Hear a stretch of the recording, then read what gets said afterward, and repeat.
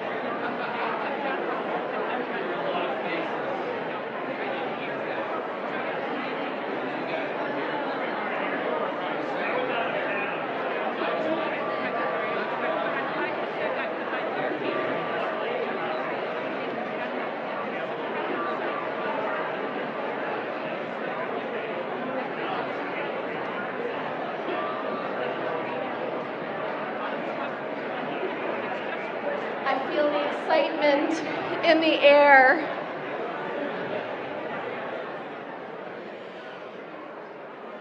And one final announcement, our kindergartners and first graders will be putting on a mini pageant immediately following this service in Elliott. So let us prepare our hearts for worship.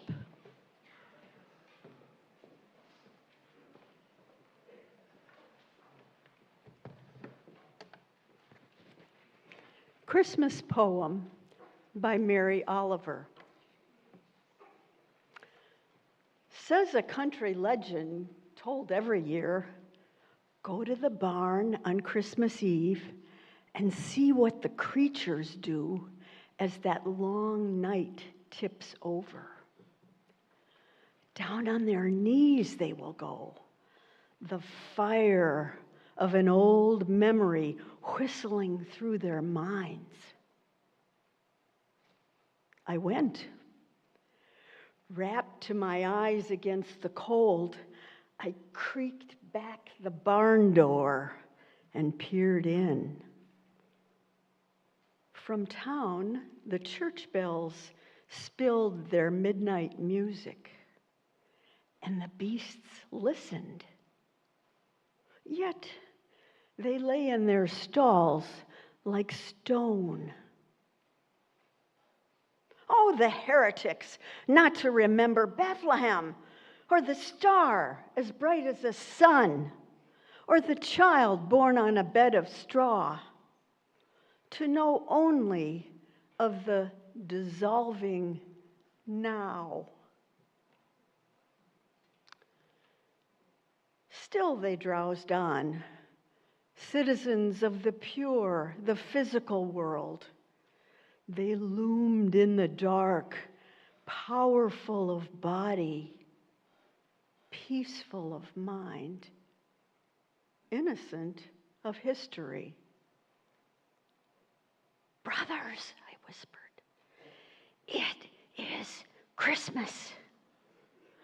And you are no heretics, but a miracle, immaculate still as when you thundered forth on the morning of creation.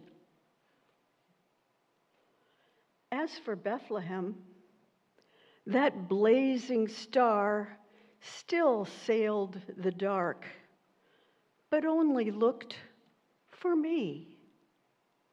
Caught in its light, listening again to its story, I curled against some sleepy beast who nuzzled my hair as though I were a child and warmed me the best it could all night.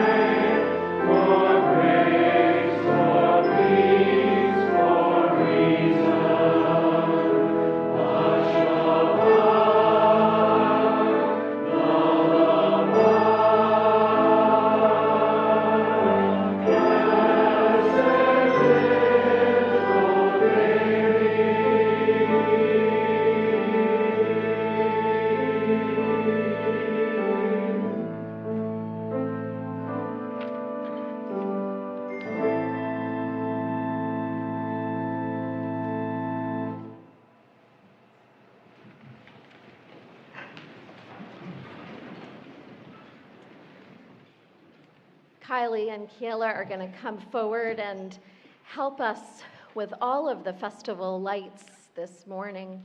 We begin with the symbol of our chalice, born during the Second World War and representing the willingness to risk in the name of love. Let us say together our affirmation. We are Unitarian Universalists.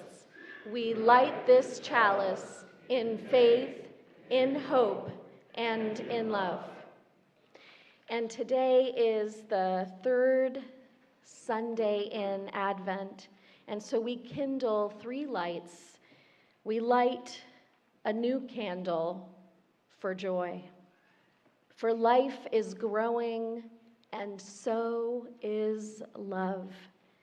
It flickers and jumps and dances, smokes and raises prayers up to the sky. May we make room for holy play, to be able to imagine the broken made whole once more. A perfect time for a baby, thank you. And this evening, and in some places in the world, it is already Hanukkah. And so we light our first candle, and we'll offer the blessing and prayer that is said, the first one that is said about kindling the festival lights. And if you know it, feel free to sing along with me. Baruch atah Adonai, Eloheinu melech haolam, asher kitshanu b'mitzvotav, v'tzivanu lechadlik ner shel Chanukah.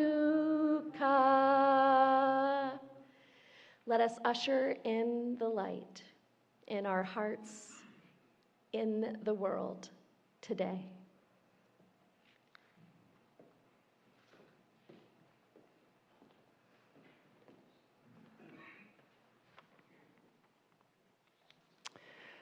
This is a reading by Hope Hilton called The Hope of the World.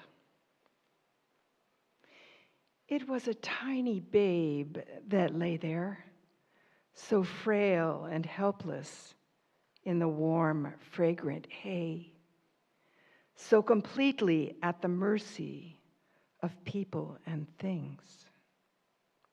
The noisy, cruel world outside was filled with heartaches and oppression, intrigue and treachery. But within, the loving gaze of peasant parents gave promise of comfort and safety. Friendly people came to smile upon him and offer their gifts. According to the Gospel of Luke, the child grew in wisdom and stature and in favor with God and man. For his parents had trained him well in religion as well as vocation. He became a teacher philosopher, influencing the lives of paupers and kings. Some people hated him. Others called him the hope of the world. The Christmas story is ever reenacted in our midst. A newborn child is laid in a cradle to be nurtured and guided into adulthood. What it sees, hears, feels, it becomes.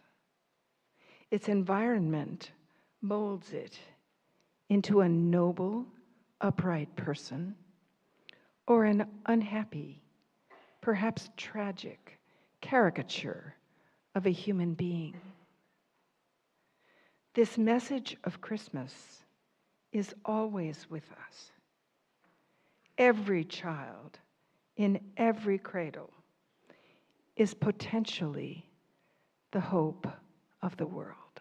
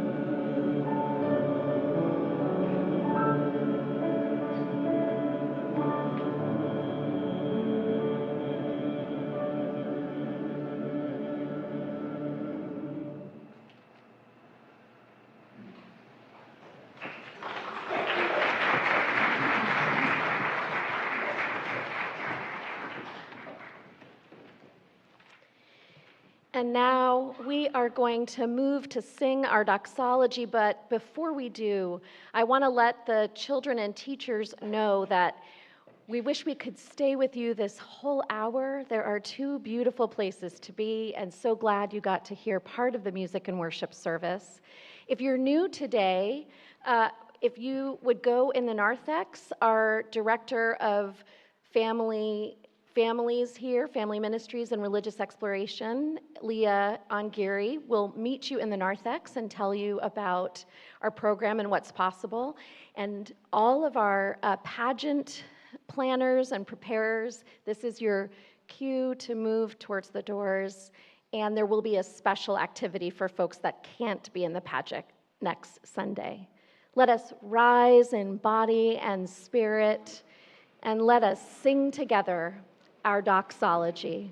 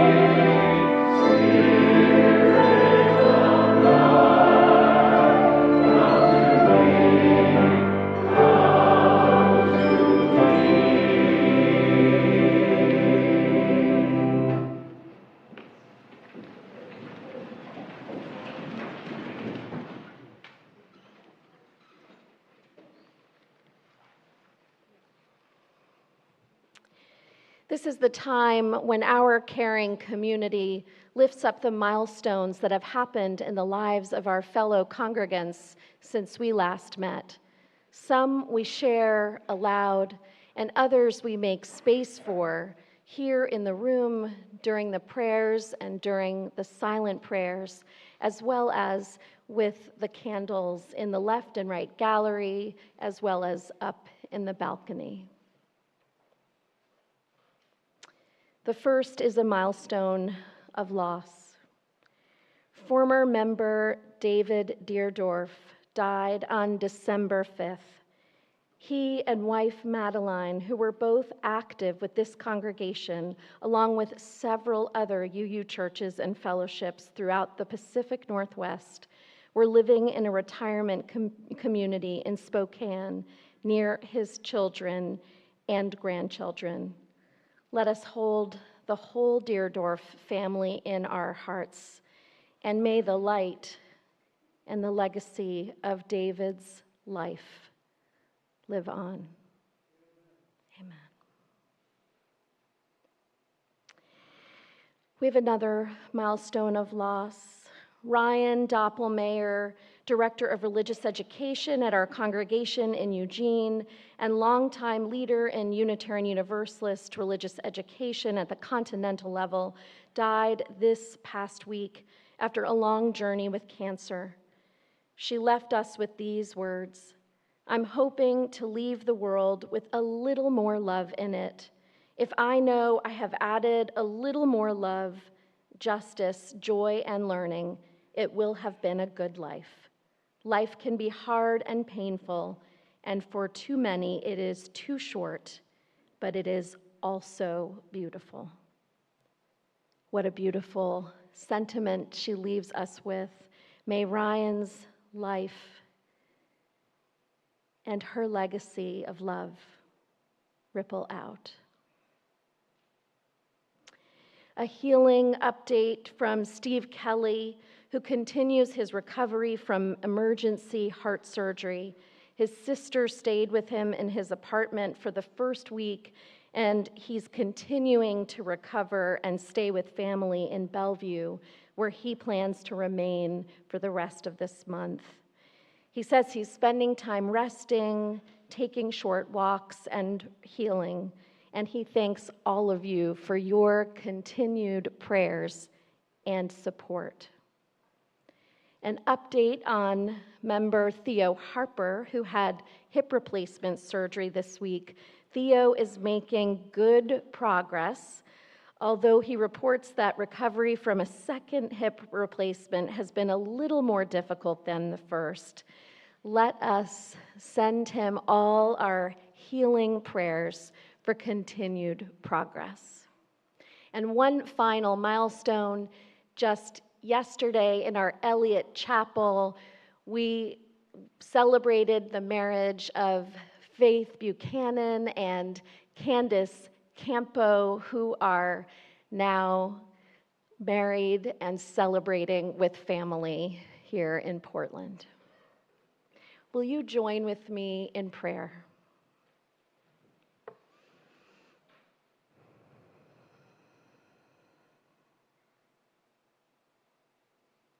Spirit of life, in this season of evergreen and magic, may the medicine of music heal our souls.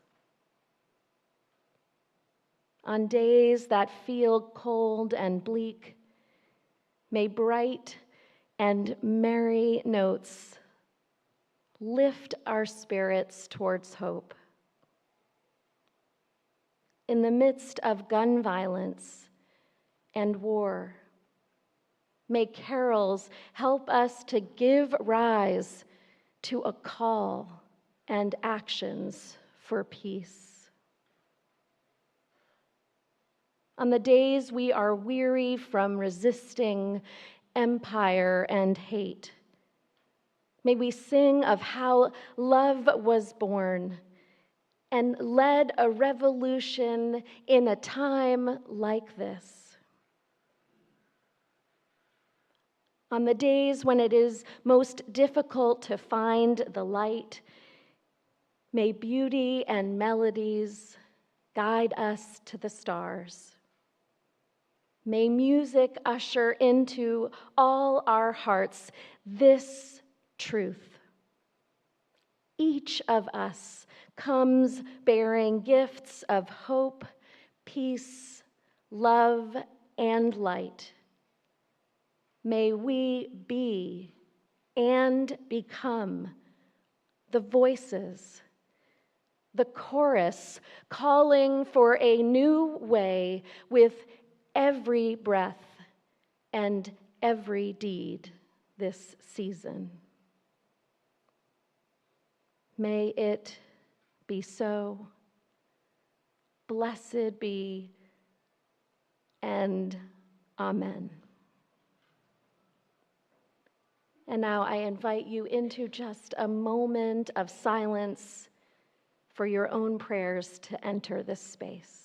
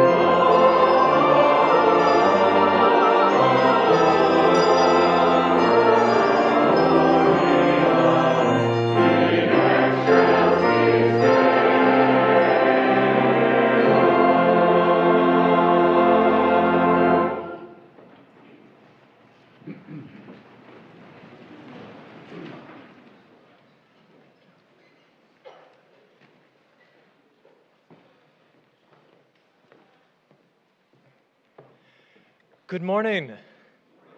Good morning, everyone. Thank you for being here on this wonderful Portland Sunday and joining us for our music and worship service. One of the few times a year when I get to tell the ministers what to do, and I get to do whatever I want, which is great. Gosh, give me a platform and I will take it. Oh, goodness.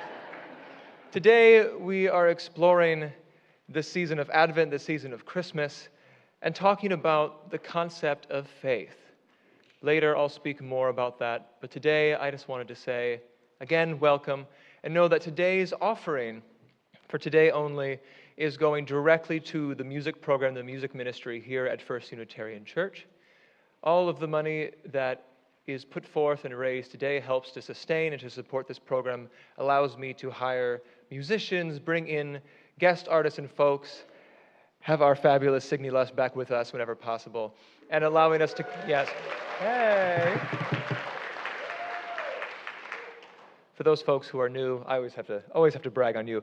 For those folks who are new, there's a plaque on this piano that says dedicated to Signe Lusk for 40 years of dedication to this church.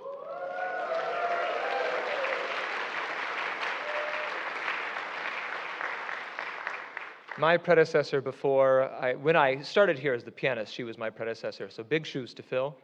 And having her and Joe both appear on the chancel, and myself, I think, shows several generations of the work here at the church. And I know to me that's very, very special and important. So it allows us to continue our music, allows us to continue our ministry, allows us to continue to grow and to shape the program and to have services like this for you. So thank you both. Thank you both, all of you. Thank you both, and thank you all very much for being here this morning. And let's continue today's service. Thank you.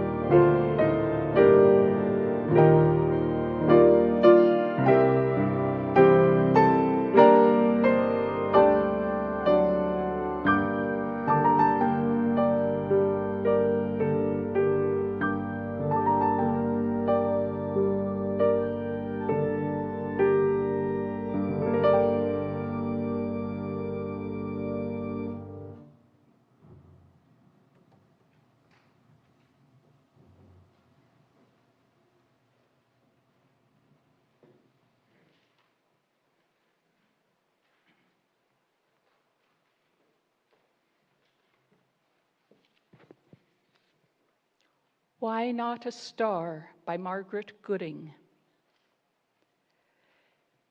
They told me that when Jesus was born, a star appeared in the heavens above the place where the young child lay. When I was very young, I had no trouble believing wondrous things. I believed in the star. It was a wonderful miracle, part of a long ago story foretelling an uncommon life. They told me a supernova appeared in the heavens in its dying burst of fire. When I was older, I believed in science and reason. I believed the story of the star explained.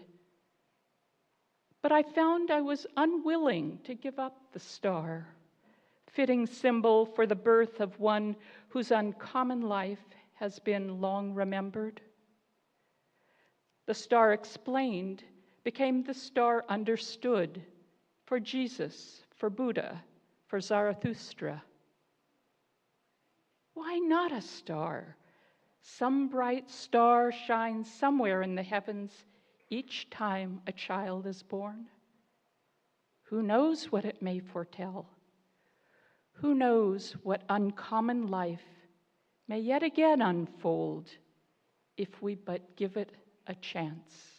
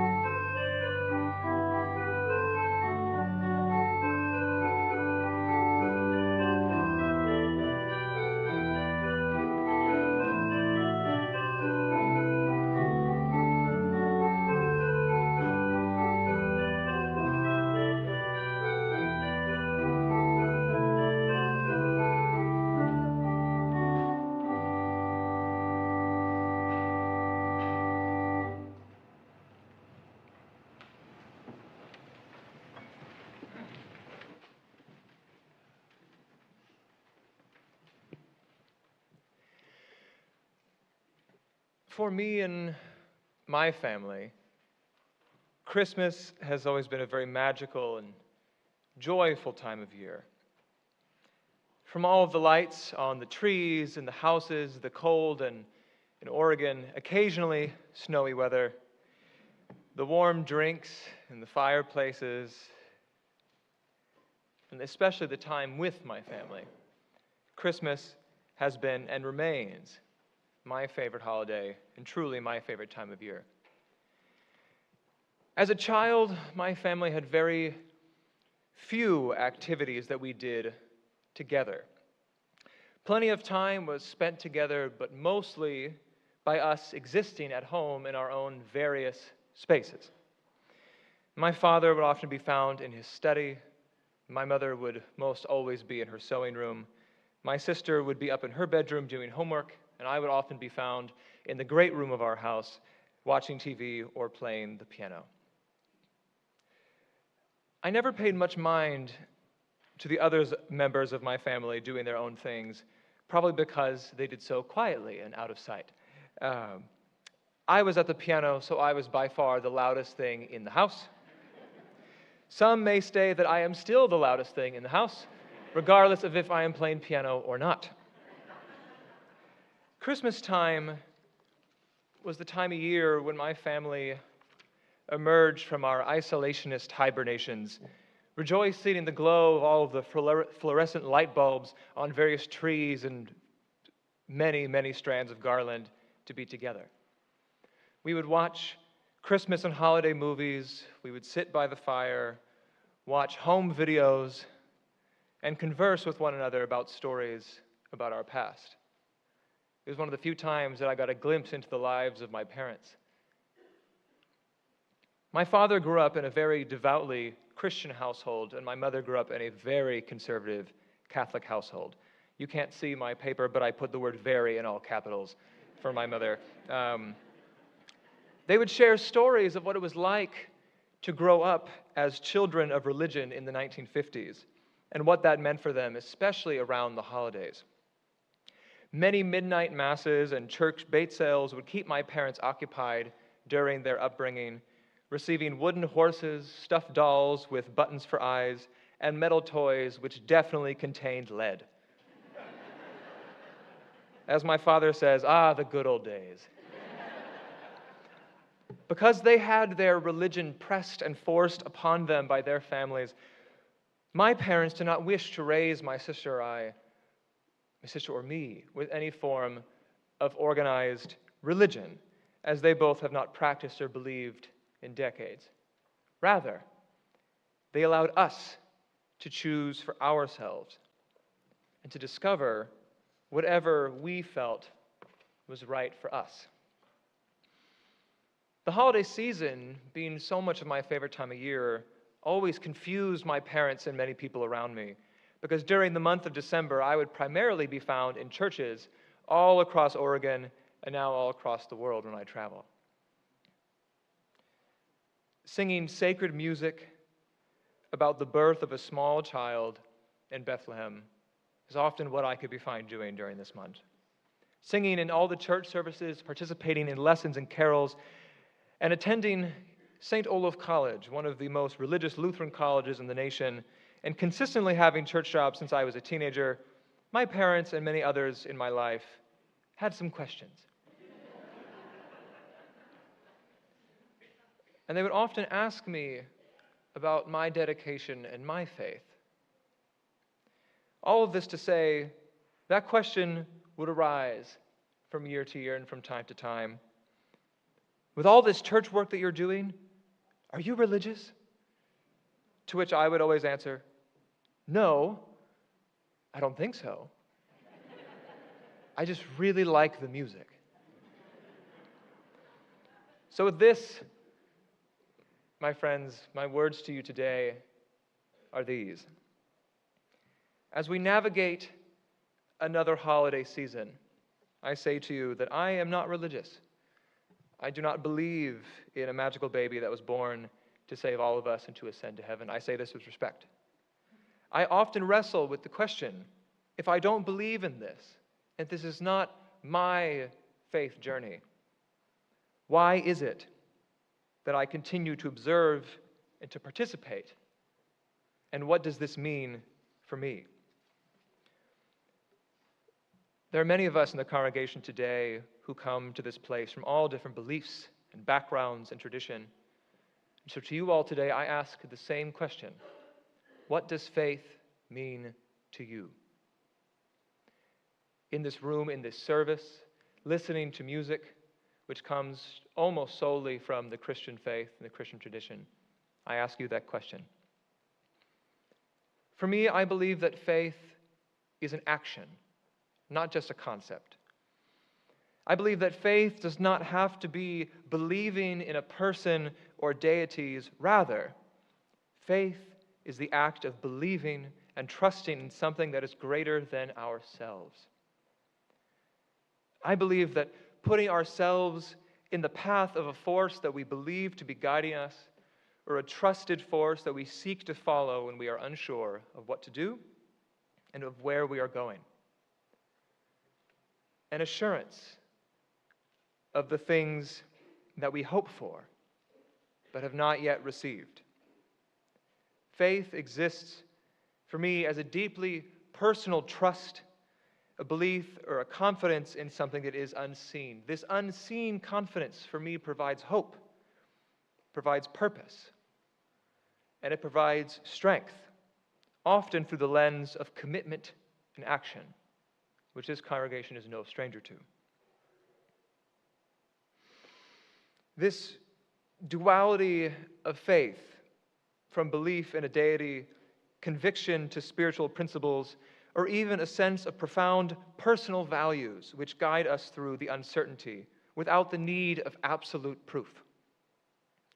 The purpose of our humanity has to be that there is some point to all of this.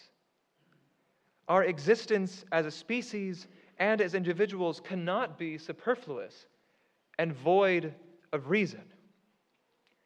I believe it is less about the facts presented and more about a choice to believe and live according to those convictions, connecting us again to something greater. I believe that faith is what comes before prayer and before the concerns and hopes of the individual. It is faith that drives us to do good in this world. It is your faith that constructs this faith. I've learned during my time in church and in this church that the vast majority of biblical and religious teachings are those of love, compassion, peace, kindness, generosity, and so many other synonyms for selflessness.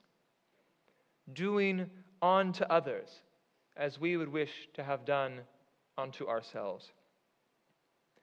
But what amazes me, what absolutely amazes me, is that if we take a look at history, humanity seems to have not only interpreted these words, these parables, and these stories quite differently, but at times have acted upon these teachings in how I believe to be the opposite way. Even in my youth and naivete, I look out at our world and I wonder, why have thousands of years of damage and destruction, of hate and prejudice been done purely in the name of religion? All in the name of an individual who preached peace. Why wars have been waged and societies decimated for the sake of which God is right to worship or which way is right to worship. Friends, I believe that faith is a very powerful tool that can be used to lift people up, but subsequently abused and used to tear people down. So what does this mean for us, and what do we have the capacity to do as individuals and as a collective congregation? The holiday season I see as the intersection where faith hope and love abide. In this season of Christmastide, I ask you to hold fast to your faith, whatever that means. Look for the good in the world and look for the good in others. Before you find criticism or speak negatively of institutions or others, I ask you to do this. Take a breath, pause, and ponder. Let me say that again. Take a breath, pause, and ponder. Will you say that with me? Take a breath, pause, and ponder. Search yourselves for your faith and the hope that you carry. Amid the darkness of the wintertime, we must keep that hope alive. For in this world, it is when we stop believing and stop hoping, that is when faith dies. If even one person in this room continues to hope for a better future, then it can still exist. Any person, any child, every child could be the hope for our world and the hope for our future. As we transition into this new year, decide what it is that you will bring with you and what is it that you will leave behind. Hold fast to your faith and take time this winter to think of what does your faith mean to you. My professor and undergraduate at St. Olaf would always say that many of us were on our faith journeys. I always thought that meant, you're figuring out if you're religious or not. You'll become Lutheran someday, I'm sure of it. But now, what I really think that he meant was that each day is part of our faith journey. Even for those of you who have been members of faith since the day you were born, you are still on your faith journey. Myself, as someone who is not religious or has never ascribed to teachings of the Bible or anything of that nature, I still believe that I am on my faith journey, discovering what that is for me each and every day, and the way that this place has helped me to do that in more ways than I have even become aware of. So again, I ask you, what does faith mean to you?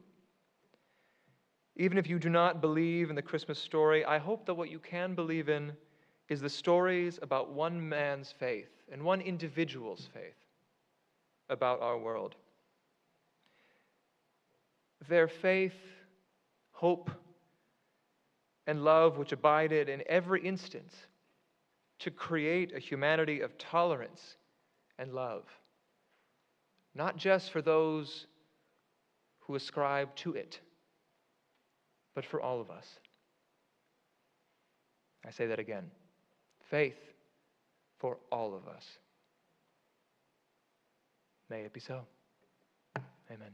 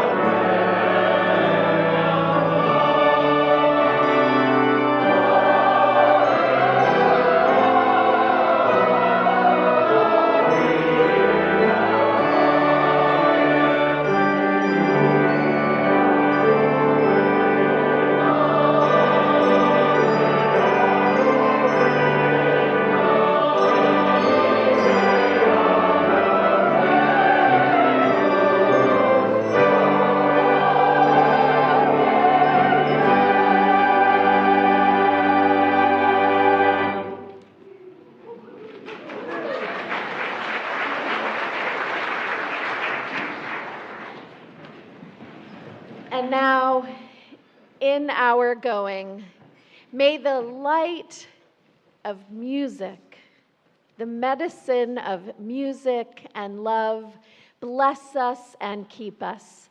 May it wash over all of us.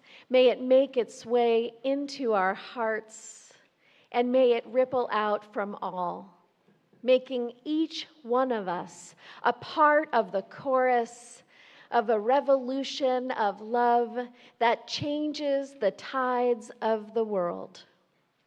For this is the day that you and I are given. So let us rejoice in it and be glad. Before you go in peace, remember to express gratitude to our choir. Remember to pause by the kindergartners and first graders for their mini pageant in Buchanan and Elliott. And remember to stop by the Alliance table. Go in peace. Practice love. Amen.